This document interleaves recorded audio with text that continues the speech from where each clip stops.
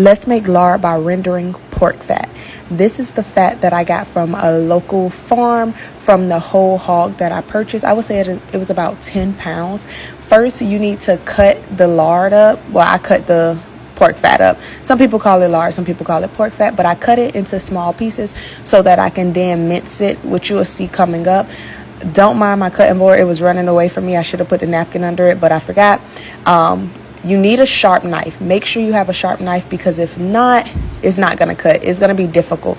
My knives are very sharp, so I didn't have that problem. This is the piece sizes that I cut it into, and then this is the little attachment that I have for my KitchenAid that mince. It's made for making sausages or ground meat, ground beef, or anything, but I use this to make smaller pieces for the lard so that it can render, better.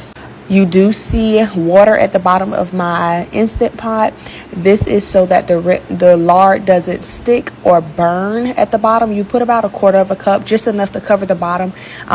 This is all of the pork fat minced up. It doesn't look the best, but I'm going to put it into my crock pot and let it cook. I cooked it for let it simmer for about 16 hours. I started with 12 hours. I checked it about 6 hours, and you can see it still needs to keep rendering. I kept checking it because I did not want the fat to burn.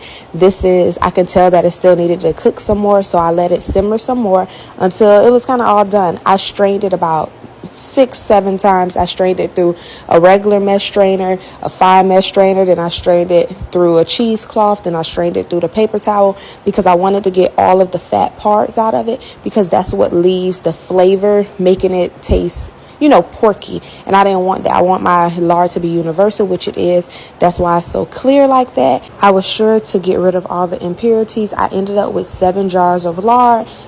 Once it cooled, it turned white and solidified. You can store it in the fridge, but it is shelf stable.